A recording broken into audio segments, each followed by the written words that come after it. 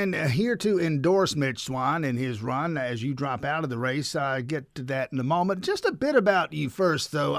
We met back in October, Candidates Forum down in Oconee County. Noted then, and I don't want to make too much of this, but noted at the time that you were the youngest candidate in the race at the age of 25. Getting out now just in advance of candidate qualifying. Talk about why you got in. Talk about why you're getting out. Yeah, a big reason I got in was because of my faith. It led me to announce my run against, 12 other people who had significantly more money, significantly more experience than me.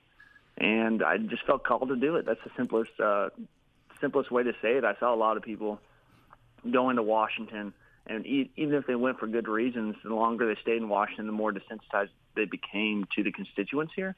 And I'm just a person who wants to try to fix something if I see that something's wrong. So I stayed in the race, had a lot of stuff go on in my personal life and just with work. And, I looked at the state of the country and I looked at the state of the race, and I really just wanted to help whoever I thought would be the best candidate. And that's Colonel Mitch Swan. Oh, let's talk about that for a moment. Why him? Why him? He is a man of integrity, a man of faith, and his experience with geopolitical stuff, with foreign policy. I think it's crucial at this time because you see the Biden administration just completely dropping the ball with Ukraine and most likely with Taiwan, with Afghanistan previously. And we need someone. We don't need a 25-year-old kid up there, right? at this time. We need someone who's a former Marine, someone who has that experience. Again, mentioned the 25-year-old kid, as he calls himself, Andrew Alvey, now a former congressional candidate. What'd you learn during your time on the campaign trail? What stands out? Shoot, I learned that there's a bunch of people out there who want legitimate change. There are a lot of people who want to learn how to better the Republican Party. A big reason I ran, or a big thing I talked about, was the fact that if the Republican Party wants to be sustainable in the future, we need to attract more people my age. And by doing so, we need an actual leader in the party. We need someone we can get behind. We haven't had that recently. And I legitimately think that Mitch Swan would be very, very helpful in that arena.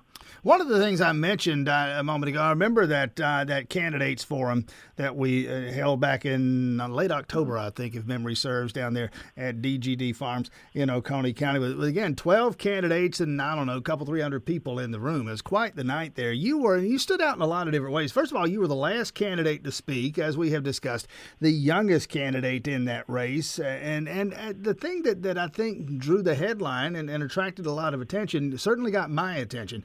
Alone among all those candidates, you were the one who said to me and the radio audience and all those people in that room, pretty much every one of whom disagreed with you on this particular topic. You said, no, I don't think that 2020 election was stolen from Donald Trump. A couple of things about that. One, do you still believe that? Two, why would you believe that? And three, I'm tossing a lot of stuff at you here.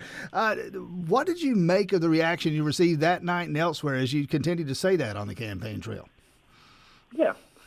So one, I still believe that. I still believe that in the sense that I'm not saying there was no election fraud, and I'm assuming there was election fraud, but I also saw a president who did amazing things, an administration who did amazing things, and just did not run a very good campaign. There's nothing personal against President Trump. I think, again, his administration did amazing things. But again, he just did not run the best campaign, and he lost because of that. What was the second question? Well, the reaction that I remember, the reaction from that evening, everybody else who had spoken that night, and again, there were 12 candidates and a room full of folks. Everybody else who'd spoken, it just kind of understood that everybody else, except maybe you and me in that room, because I'm kind of believing the same thing you are about that. What is it like again, I keep coming back to your age, to be as young as you are and to be able to stand up to that kind of stuff? What did you think of the reaction you got when this came up? Oh yeah, well, the reaction was, in one word, cold. It was an interesting. I don't think one singular noise was made. It was like dropping a pin That's pretty much the way I remember in the it. North Pole. Yeah.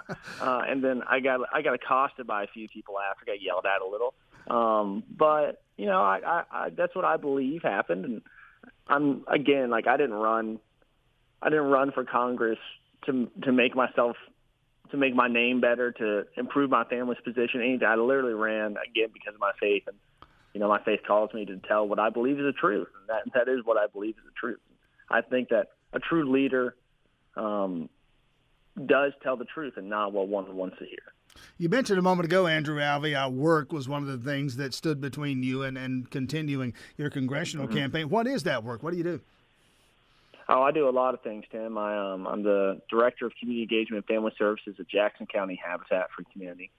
We have a lot of internal things going on right now, so that's taking up a lot of time. I have a small business in Athens, and then I have a significant amount of church activity as well.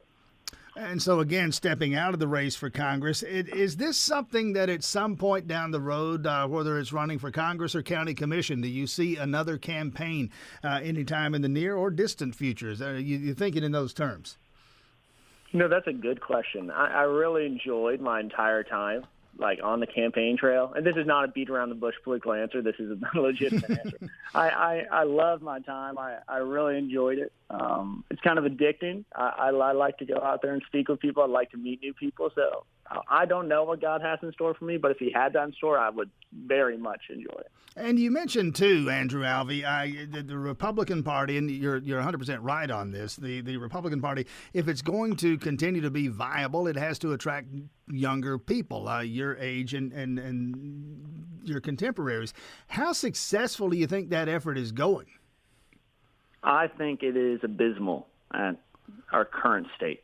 And I only say because the majority of people I talk to, again, because of my age, I would go around, I would talk to all these different people. And I brought this up at the debate or at the forum. And when I would go speak to them, if I told them I was a Republican, I would automatically get labeled with things attacking my character. They would call me names I'm not, or they would just make assumptions. But if I went in there and I just asked them what their beliefs were, what their beliefs were about the individual and the government, what were their beliefs were just about the government in general, you would start to realize there's a common trend that the majority of these people had conservative values and conservative thoughts, yet we don't get their vote. We are the conservative party. We built a party upon the principles of conservatism, of individual liberty, fiscal conservatism, and whatnot, and we continue to not get their vote. So I think that in itself shows that we are at a major, major crisis point. We have to do something because the Democrats have a monopoly on my age group. Is it just that, and I'm trying, I don't know what word you folks use anymore. Is it just that being a Republican is not cool, not hip? You tell me. I think it's that if you notice if you go about your daily life, the majority even of companies, they try to craft a story telling you why to buy a product, why to give them your business. And the thing about it is the Democrats do an amazing job of crafting why voting for them makes you an amazing person, makes you a, quote, social justice warrior. And the Republicans, we have amazing things. We have amazing ideas. We stand for amazing principles. But again, we don't communicate it. I think it literally goes down to a marketing and branding thing, especially the fact that there's none tailored towards younger individuals. All right, Andrew Alvey, have to leave it there up against the bottom of the hour and the hard break. Again, the news this morning, two parts. Andrew Alvey leaving the race in Georgia 10, endorsing Walton County Republican Marine Colonel Mitch Swan in that race, the primary, with now 10 announced candidates. We'll find out exactly how many there are when qualifying begins, but the primary in May. Andrew Alvey, best of luck moving forward, and thanks for your time this morning. Thank you, son.